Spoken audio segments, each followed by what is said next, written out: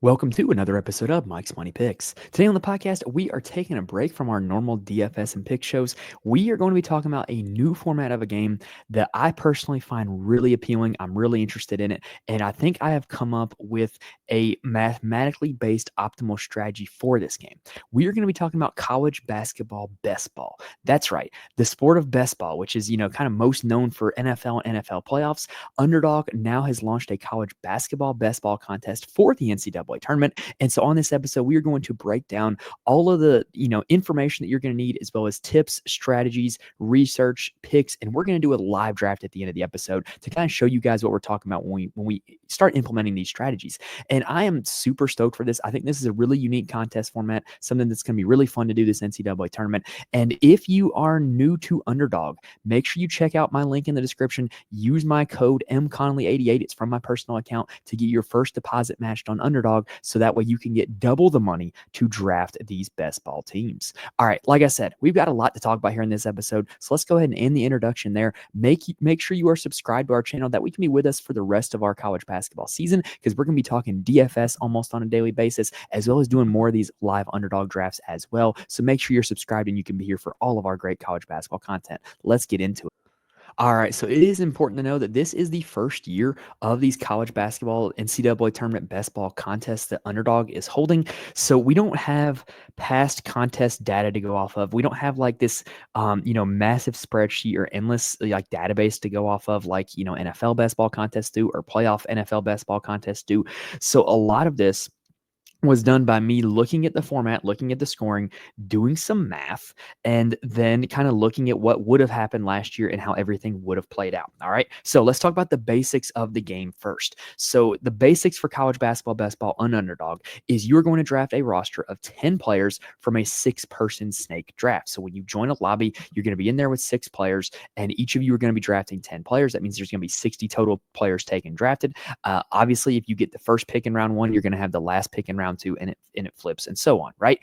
Now, for the championship run, which is Underdog's flagship best ball tournament, there are 4 stages, and the way that all the rules seem to indicate to me scoring is going to work is in each stage of the best ball tournament, your players will automatically be started for your lineup based off of total fantasy points scored for each stage of the tournament. There are 4 stages, and the final stage is the national championship game. Here's what that means. Stage 1 is the round of 34 and the round of 32. Obviously, that is 2 basketball games for players if they advance to the round of 32. What that means is the way scoring will work is each player will have a total from the round of 64 added to their total for the round of 32 for like a cumulative total, and then your players will be start or sat based off of that cumulative total. 5 players out of the 10 make the starting lineup. 5 obviously end up on the bench. The same process will work for the Sweet 16 and the Elite 8, which is stage number 2. Stage 3 is the Final Four. That is only 1 game, so the math's a little bit easier, but stage 4 is the national championship game. And what happens is in these best ball tournaments, you'll be put in a group for each stage. Stage 1 is the group that you drafted with. Stage 2 is another randomly drawn group. Stage 3 is a randomly drawn group. Stage 4 is everybody who's remaining. So what you want to do is you want to make sure you advance out of each stage. If you are not one of the top 2 teams in your draft lobby in stage 1, then you are adios out of the tournament, and you're not going to make it to stage 2, stage 3, or stage 4. So here's the strategy. With stage 4 being the national championship game, you must have 5 players from your roster in the national championship game if you would like to win the grand prize. Now, here's kind of the disclaimer on that. It is highly unlikely that when you get to the final that the grand prize will be won by 5 players on the same team. So say I go into this draft and I draft the entire Duke starting 5, right? Well, it's unlikely that I'm going to advance out of my pod with or my initial group with that Duke starting 5, because some of them aren't going to score very highly every single game.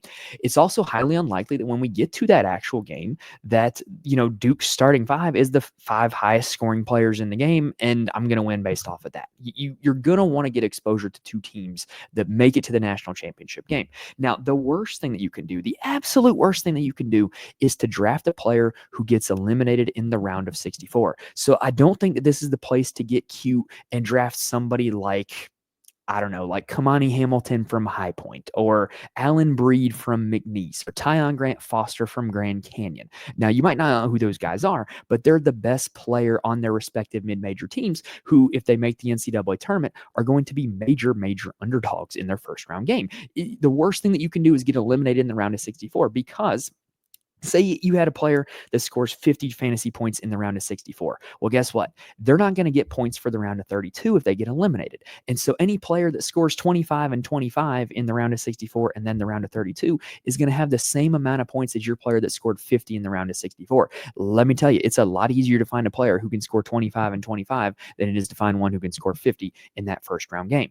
Now, what I also looked at last year was it's highly likely that there's going to be a lot of star players who don't advance past the round of 32, but will be on teams that will advance. Looking at last year, Deron Holmes of Dayton and Trey Townsend of Oakland both had massive games in both the round of 64 and the round of 32. And if you had drafted them on your team, then it's highly likely that they would have been used in your lineup and helped you advance to stage number 2, but they would have been useful or useless after stage number 2 because of the fact that, they got eliminated in the round stage.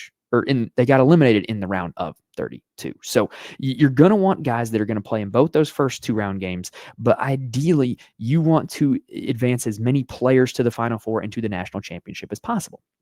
So we talked about how it's unlikely that the grand prize will be won by 5 players on the same team. Here's the math why. Very few teams, have 5 players who can deliver 20 fantasy points per game. UConn is one. However, UConn is also, as of recording this episode on March 1st, projected to be an 8 or 9 seed in this NCAA tournament. So it's very unlikely that they beat a 1 seed and advance past the round of 32. So, if you do draft that UConn starting 5, it's unlikely that they're going to make it very far in the tournament, but they can all 5 give you a solid fantasy score. Auburn is interesting because not only is Auburn one of the teams that's projected to advance the farthest in this NCAA tournament, but they have 7 players on their roster who are at 19 fantasy points per game or higher. This makes Auburn a very easy team to stack. Alabama, on the other hand, is a little bit the opposite. They only have 3 players who average 20 fantasy points per game: Mark Sears, Grant Nelson, and LeBaron Philon. So it makes them a very much more difficult team to stack if you're going to draft 3, 4, 5 players off of that Alabama team. Now, also, most teams have 1 or 2 players who average 30 fantasy points a game. Auburn has 1, Janai Broome. St. John's, who is likely to be a 3 or 4 seed in this NCAA tournament, they have 3 players who average 30 fantasy points per game: Kadari Richmond, Davon Smith, R.J. Lewis. Maryland has 3 players over 29 fantasy points per game: Julian Reese, Derek Queen, Jacoby Gillespie. And then you've got, on the other hand, some other teams who are super duper balanced. Houston and Missouri have no players over 25 fantasy points per game. So really what you're looking at is you want to find a way to stack teams in a way that can give you a varied amount of exposure to the teams that will advance very far in the bracket, but will also deliver you 20, 25, 30 fantasy points per game, right? Because also, scoring is going to vary wildly over the duration of the tournament. You look at Purdue last year. Purdue made it all the way to the national championship game before losing to UConn. Their points scored in the games varied from 63 on the low end to 106 on the high end. So for the round where Purdue got that 106, I believe it was against Utah State, they would have had multiple players be usable and be startable in an Underdog best ball lineup. But the round that they scored 63, probably not a whole lot, right? And so when you go back and look at last year, you look at total cumulative fantasy points scored over the rounds that were played. The most overall valuable players last year would have been Zach Edey 1, Donovan Clingan 2, Tristan Newton 3. Now, what do you notice about that list? Oh, yeah, all 3 of those guys played in the national championship game, but also not only that, all 3 of those guys are elite fantasy options. You didn't see your UConn 6th and 7th guy off the bench end up on this list. You saw Donovan Clingan and Tristan Newton end up on this list because they were scoring a lot of fantasy points over the duration of the tournament. Now, in 4th place was Mark Sears, who made it to the Final Four as a member of Alabama. So he didn't even get the national championship game to play in, but he was so good over the duration of the tournament that he ended up being 4th on this list. Braden Smith of Purdue would have been 5. DJ Burns of NC State would have been 6. We all remember that memorable NC State run, NC State making it all the way to the Final Four and then, losing to Purdue in that. So with all that math, all that being said, Here's the optimal strategy. What I want to do for these drafts is I want to target exactly 4 teams, and I want to draft 3-3-2-2. 2 teams with 3 players on them, 2 teams with 2 players on them. Now, I don't know if I necessarily want to go in a draft with having it in mind what teams I'm going to target. I think I might kind of let the draft come to me a little bit and see what teams I'm going to end up getting exposure to. But I want to try to stick to that 3-3-2-2 format. Now, I'm recording this on March 1st, so I don't know what the overall bracket looks like. But ideally, I want those 4 teams to be from different regions. So that way, ideally, I could advance all 10 of my players to the Final Four if I'm able to get the Final Four right. But also, if I'm only drafting at a maximum of 3 players off of the same team, then I'm able to target players and teams that not only are going to go far in the tournament, but are going to score a lot of fantasy points along the way. As we mentioned on that math slide, not a whole lot of teams have players who are going to score more than 30 fantasy points per game, right? So like St. John's and Maryland would be good teams to target because they're probably going to advance far in this tournament, but you can stack them with 3 players and be comfortable that those 3 players are going to be starting caliber players in your lineup. Now, here's where the math really does break down. In drafts, you're going to have 60 total players being selected. So if you're looking at only 3 players being drafted from a team, there would not need to be any player drafted outside of the top 20 teams, which would be 5 seeds, right? 5 times 4 would be 20. So I don't think there's a whole lot of use in drafting players off of teams who are either projected or end up being a 6 seed or higher, unless you have a really strong lean on one of those teams or one of those players, because as much as this is a contest of picking players, this is a contest of optimal strategy, and it is a contest of betting on teams. The teams that you end up stacking are going to be the teams that you need to ride or die with. And if you're able to have all 10 of your players in the Final Four, and you're able to have 5 of your players in the national championship game, and oh, by the way, they're the best players on their teams, then you're going to end up winning a lot of money in this contest. Now, also, one thing that I'd also found interesting was I ended up going and looking at the betting odds to see what Vegas thinks of teams' advance rates to the Final Four. And as it stands right now on March 1st, as I'm recording this, the top 6 teams have a much higher implied Final Four odds than everyone else. That is Duke, Auburn, Houston, Florida, Alabama, and Tennessee. So these are going to be the 6 teams that you're ideally going to want to target, because these are going to be the teams that are mathematically most likely to end up in the Final Four. But also, you might have to think a little bit outside the box and target some teams like a Maryland, like a Wisconsin, like a St. John's, who aren't going to be necessarily one of the top 2 teams on selection or top 2 seeds on Selection Sunday, but are going to, give you multiple fantasy starter viable players and give you a likelihood that they can advance to the Final Four as well. All right, so there's the strategy. Let's see if we can correctly implement this strategy in a draft. So we're going to go ahead and join a draft lobby on Underdog, and we're going to see how this all shakes out. All right, so the downside of recording this 2 weeks before Selection Sunday is it was very slow to fill. I waited 29 minutes, and we finally got a lobby filled, and I got the 6th pick, which I'm not thrilled about, because personally, I think that there is a very high, what's the word I'm looking here for? I think there is an edge in picking first or second and being able to get Janai Broom or Cooper Flag.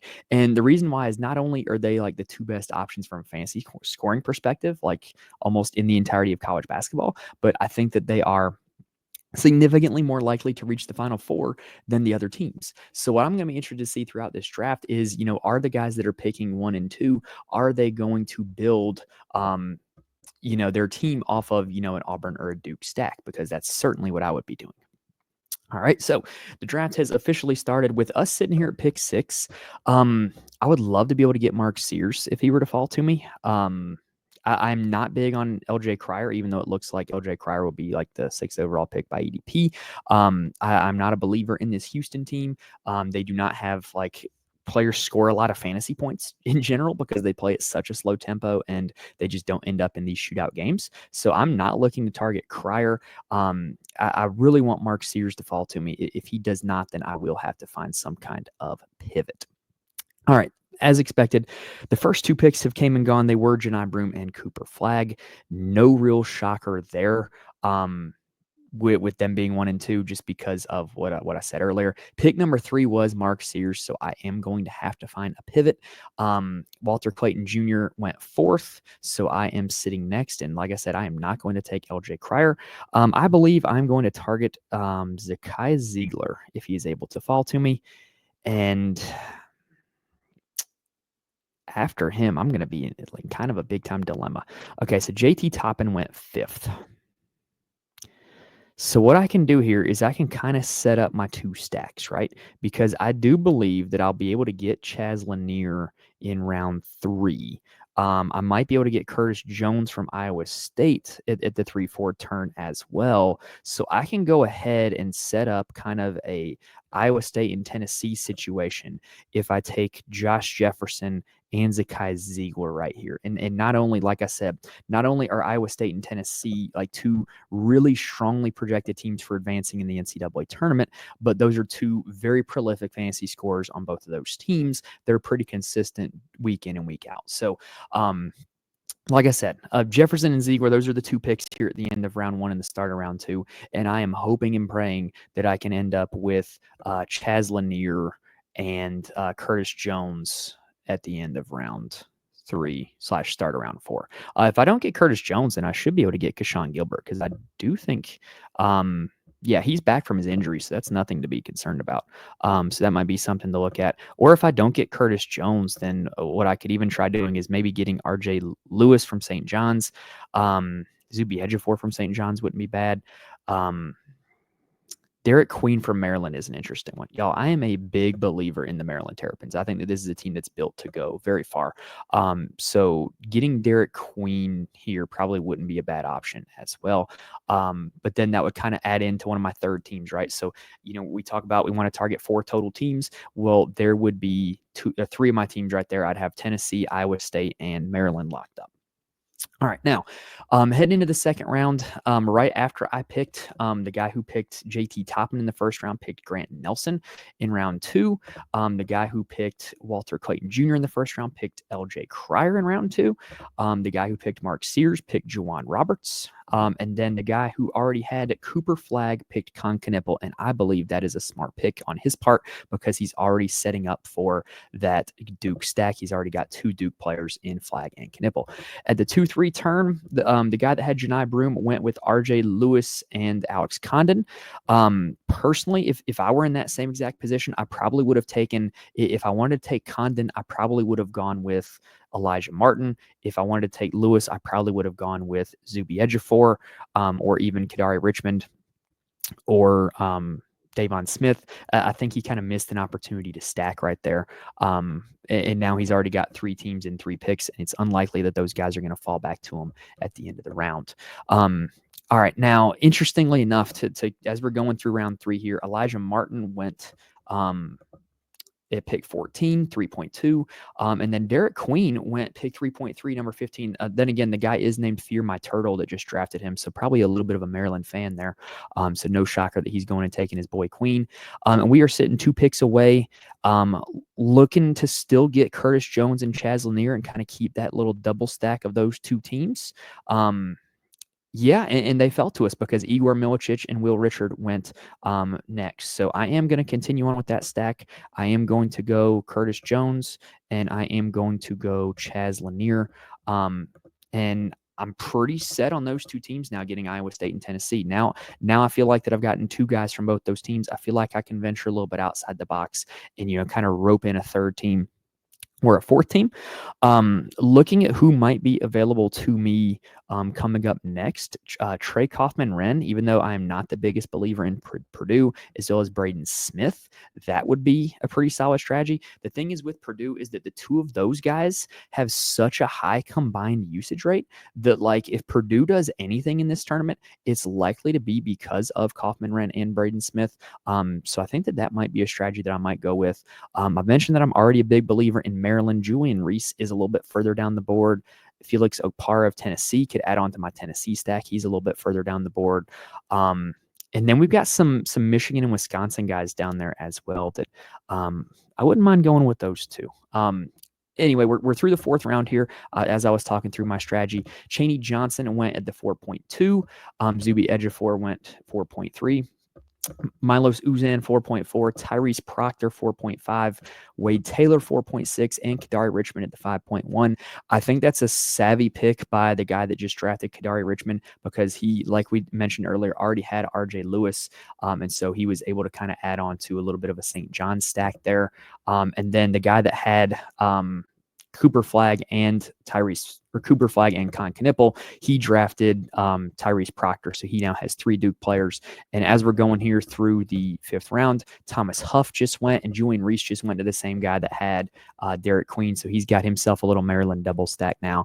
And we're sitting 1 pick away.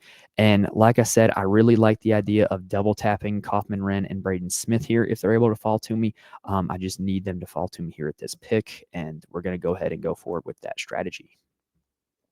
Yep, the guy in front of me drafted Chad Baker-Mazara.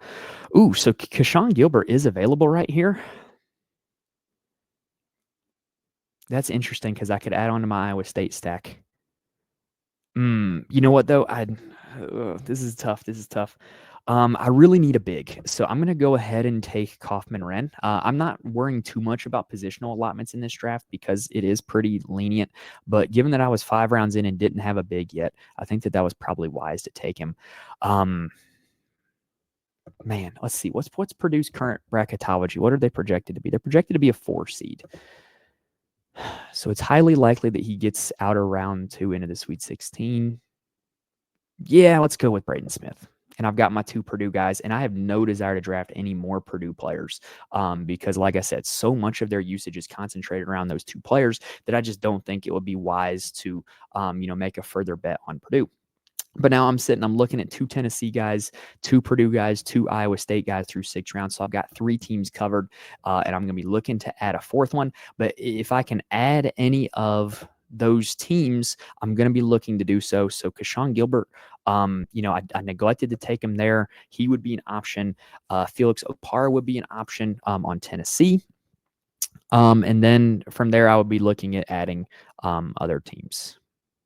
So, yeah, that's what I'm looking at. So Darion Williams went at the 6.2 right after I picked.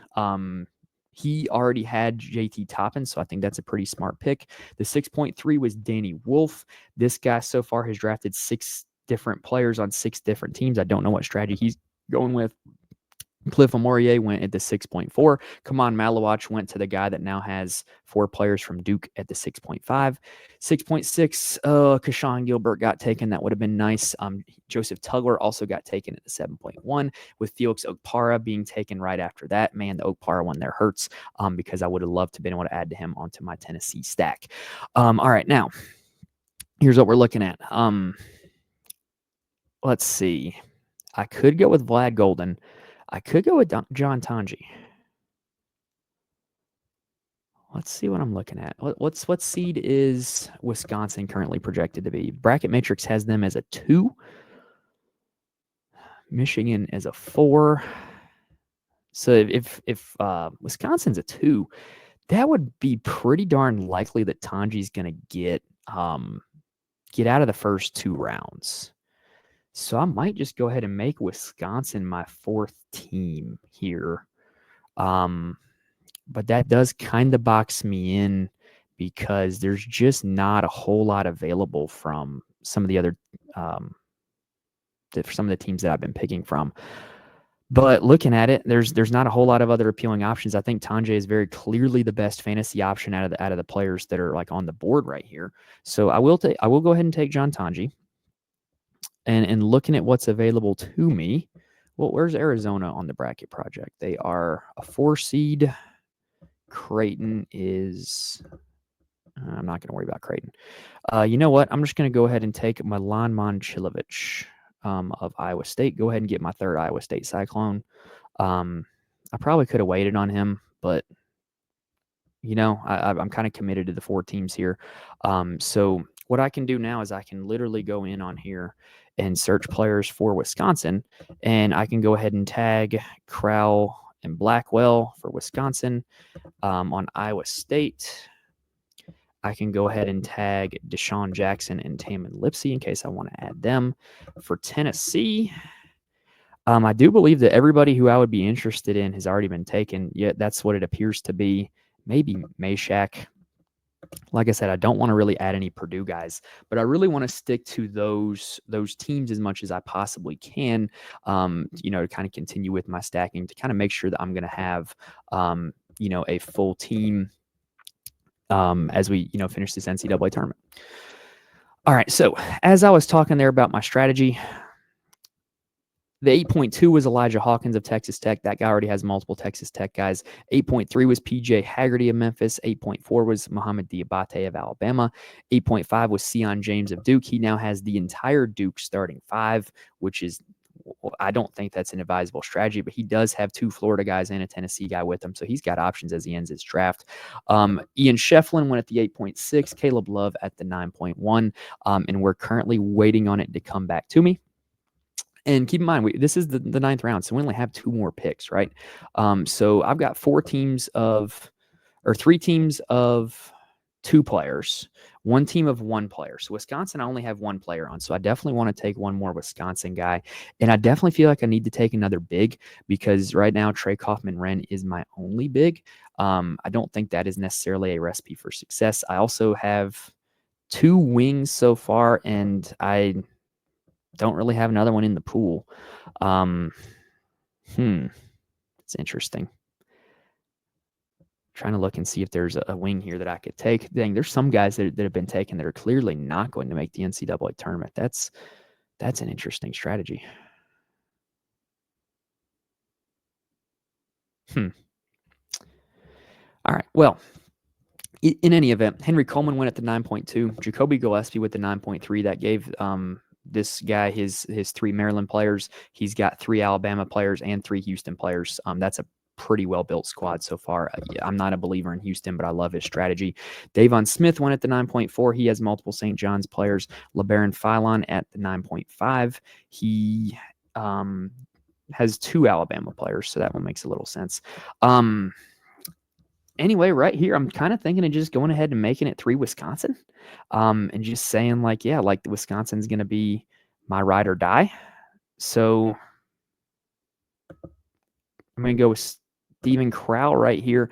I really do feel like I need another wing, though, y'all. I don't like sitting there with only 2 wings, especially considering that they're on the same team. It's Jefferson and Momcilovic. So who can I take at the wing spot that would be a good addition to me?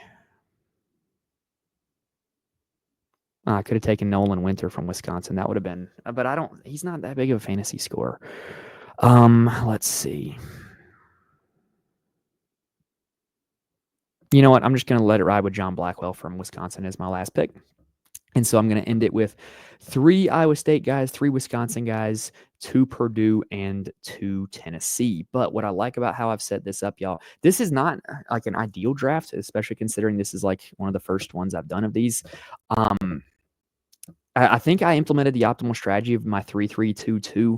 I think I did implement the optimal strategy of drafting the best players on their teams. Like from Tennessee, I have Ziegler and Lanier. For Purdue, I have Braden Smith and Kaufman-Renn. For Wisconsin, I have Tanjay Blackwell and Crowell. For Iowa State, I have Curtis Jones, Jefferson, and Momcilovic, right? Like I'm getting starting caliber players on these teams. It's just not necessarily the 4 teams that I would have liked to draw up, but picking in the 5th spot or the 6th spot will do that to you. So now I'm going to be left rooting on Tennessee, Iowa State, Wisconsin, and Purdue for this particular lineup. Now let's take a look at how this finished. So Miles Kelly from Auburn went as the 10.2. He had already gotten a few Auburn players as well, just not Jeni Broome. So that's kind of an interesting strategy. I feel like I would mainly be interested in Auburn if I had Jeni Broome, but I do think Miles Kelly probably could have gone in front of Chaney Johnson and Chad Baker-Mazara. He's kind of been playing better than them lately, but what do I know? At the 10.3 was David Joplin. That's an interesting one because he does not have Cam Jones of Marquette. I feel like if you get Cam Jones, you probably would want, some more Marquette guys. Selton Miguel went the 10-4, pick 58. That guy now has 4 Maryland Terrapins, their 4 best players. He also has 3 Alabama players. and 3 Houston players. So he went with a 4-3-3 as opposed to my 3-3-2-2. I don't think that's a bad strategy by any means. You're a little more lenient on those teams, but he's banking on Alabama, Houston, and Maryland for his teams, right? And then the 10.5 was Zurich Phelps. He already has multiple Duke players, multiple Texas A&M players, so I don't think that's a bad strategy at all. And then the last pick of the draft, this team is kind of a mess in terms of stacking. He had Janai Broom 1, but after that, Condon, Lewis, Taylor, Richmond, Gilbert, Tugler, Sheffield, and Caleb Love. So like he really mixed it up in terms of the teams. Not exactly going with stacking. But the way this draft worked out, considering it's an early run, I feel decent about it that I got guys that are the best player on their teams that are going to score a lot of fantasy points, and I just need Tennessee, Iowa State, Purdue, and Wisconsin to advance in the tournament, and I'm going to be looking at a pretty good entry. So there you have it. That was our live draft. So that's going to do it for this episode, y'all. I am looking to do more live drafts before March Madness starts. So make sure you are subscribed to the channel. That way you can be with us for these live drafts as well as the rest of our college basketball content through the rest of the college basketball season. If you want more information from me, remember, follow me on Twitter at Mike's Money Picks. I tweet out all updates for the show as well as if there's any slates that I don't have content for, I do try to tweet out, some thoughts or a thread or something of that nature.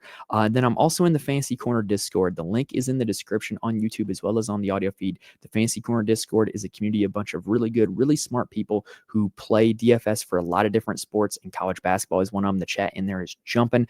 It has helped me get better at college basketball DFS because some of these guys uncover some stuff that I might not even get to in my research, and it's always great to bounce ideas off people and hear from some other minds other than your own. And then if you do want to know who makes all of my college basketball DFS lineups, head on over to the Patreon, patreon.com/Mike's Money Picks. I tweet out my core plays for each college basketball DFS slate, as well as why they are my core plays with a quick write-up. So if you want that information, head on over to the Patreon. Then if you're looking to try something new for this college basketball season, maybe you're looking to open up a new sports book, open up a new site like Underdog or Prize Picks or something like that, head on over to my website, signupexpert.com/Mike's Picks. We are partnered with Sign Up Expert, and what they do is they give you the best offers and promo codes for new users at any DFS player prop and sportsbook site, and it will even link to your location to show you what's available in your state or province. So if you're looking to try something new, check them out before you do anything else. You'll get the best sign up bonus. All right, but that's gonna do it for this episode, y'all. Hopefully we gave you guys all the information you need to draft some winning lineups for this Underdog college basketball best ball contest. Like I said, I'm really looking forward to this format. I'm hoping that it takes off, and I'm looking to doing some more drafts before the NCAA tournament starts. And it should be a lot of fun. But thank you guys for checking out this episode. If it helped you out in any way, please hit the like button and make sure you're subscribed to the channel so you can be with us for the rest of our college basketball content. But thank you guys for tuning in, and I will see you guys next time.